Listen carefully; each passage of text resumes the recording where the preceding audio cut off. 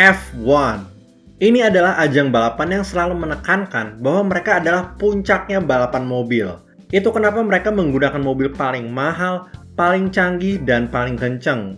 F1 selalu berada di depan kalau berkaitan dengan inovasi dan teknologi yang diterapkan. Seperti digunakannya mesin 1.6 liter V6 dengan sistem hybrid yang ditambah dengan motor generator unit kinetic atau MGUK dan motor generator unit heat atau MGUH. MGUK dan MGUH ini berfungsi untuk menghasilkan listrik ketika ngerem dan dari sisa panas yang dihasilkan mesin. Itu semua membutuhkan teknologi yang canggih dan biaya yang besar. Tapi kali ini, gue bukan membahas tentang mesinnya, melainkan tentang sebuah sistem yang mempermudah pembalap dalam menyusul lawannya. Sistem ini disebut sebagai Drag Reduction System atau DRS.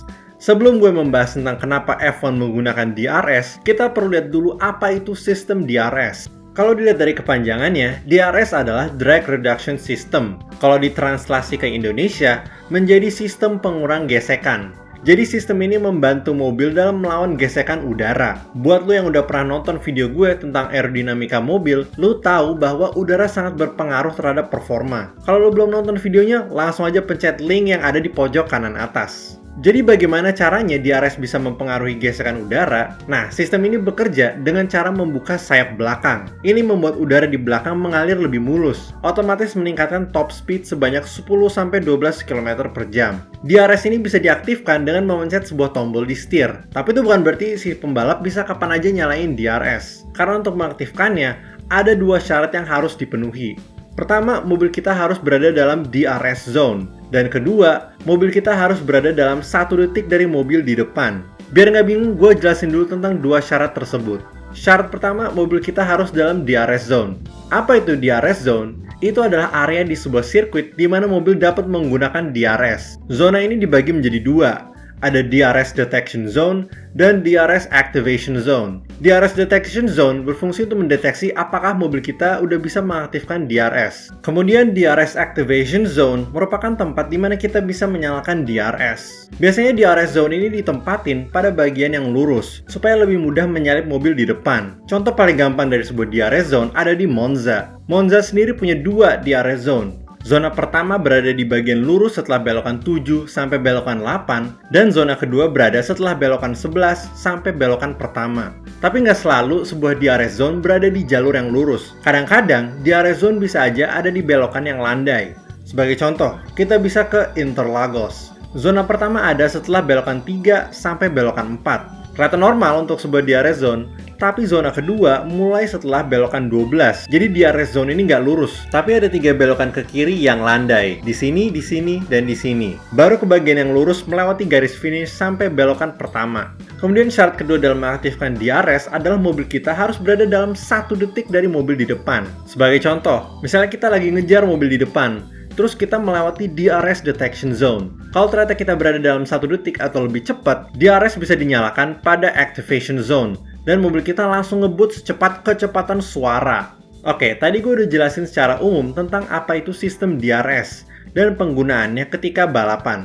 Sekarang gue bakal jelasin tentang sejarah dan alasan digunakannya DRS di F1. DRS pertama kali diperkenalkan untuk musim 2011. Ini bertujuan untuk mempermudah terjadinya susul-menyusul. Karena jujur aja, menyusul mobil lain itu cukup sulit, terutama dengan udara kotor atau dirty air yang dihasilkan oleh mobil F1. Apa itu dirty air? Nah, ini sangat berkaitan dengan aerodinamika mobil. Tapi secara sederhana, ketika sebuah mobil, apalagi mobil F1 sedang ngebut, mereka akan membelah udara di sekitar dan menghasilkan udara bertekanan rendah di bagian belakang. Ini menghasilkan efek slipstream. Ini punya dampak positif buat mobil yang ngikutin. Karena udara yang ada di depannya memiliki tekanan rendah, mobil yang mengikuti nggak perlu berusaha keras untuk melawan udara di depannya.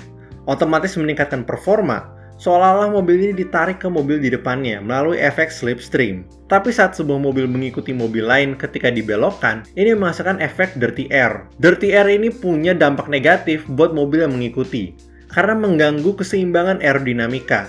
Kok bisa? Padahal cuma beda tempat terjadinya loh. Penjelasannya adalah, ketika lu lagi ngebut di jalanan lurus, lu nggak butuh downforce. Tapi ketika lu lagi dibelokkan, lu butuh downforce supaya bisa belok dengan cepat. Tekanan udara rendah yang dihasilkan dari mobil di depan bisa mengganggu mengalirnya udara pada mobil lo, yang menyebabkan hilangnya downforce. Efek dari dirty air ini semakin parah pada mobil F1, karena mobil F1 memiliki badan dan komponen aerodinamika yang sangat sensitif. Setiap bagian aero pada mobil F1 ini memiliki tujuan untuk memaksimalkan downforce dan menciptakan keseimbangan yang harmonis. Itu kenapa jika ada dirty air, mobil F1 bakal kesulitan untuk menyusul. Salah satu contoh paling ikonik dari mobil F1 kesulitan nyusul adalah pada 2010 Abu Dhabi Grand Prix, di mana Alonso kesulitan untuk melewati Petrov dan mengakibatkan dia gagal mendapatkan juara dunia ketiganya. Diperkenalkannya DRS pada tahun 2011, merupakan sebuah upaya untuk mempermudah para pembalap ini untuk saling menyusul. Walaupun DRS merupakan sesuatu yang kontroversial, ada yang pro dan kontra, tapi nggak bisa dipungkiri bahwa keberadaan DRS telah membantu meningkatkan jumlah susul-menyusul dalam satu balapan. Oke, jadi gue udah jelasin tentang DRS secara keseluruhan. Tapi untuk tahun 2026, fungsi dari DRS bakal diubah. Apa alasannya? Itu karena pada tahun 2026, FIA akan memperkenalkan aturan teknis baru untuk F1 yang akan membuat mobil F1 2026 berbeda banget dari mobil F1 sekarang. Salah satu perubahannya adalah dihilangkannya fungsi DRS sebagai alat untuk menyusul. Karena DRS bakal buka secara otomatis bagi semua mobil ketika berada di bagian lurus sebuah sirkuit. Nggak perlu lagi berada dalam jarak 1 detik dari mobil di depan. Nantinya untuk menyusul mobil bakal diperkenalkan Manual Off-Ride Mode atau MOM. Persyaratan mengaktifkannya nggak jauh beda dengan DRS.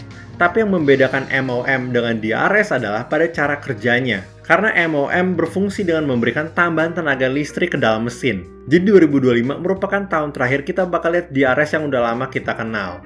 Oke guys, sampai situ dulu untuk video kali ini. DRS merupakan sistem yang membantu para pembalap F1 untuk menyalip lawannya pada bagian lurus sirkuit. Ada yang suka dengan DRS karena meningkatkan jumlah susul-menyusul, tapi ada juga yang nggak suka karena menyusul dengan DRS itu nggak seru untuk ditonton. Tapi bagaimana pendapat kalian tentang DRS? Apakah kalian juga suka atau nggak suka dengan DRS? Kasih tau di kolom komen ya. Kalau kalian suka video kali ini, jangan lupa untuk like. Kalau nggak suka silahkan dislike. Dan kalau suka banget, kalian bisa subscribe dan pencet tombol join untuk jadi member channel ini. Makasih banyak guys!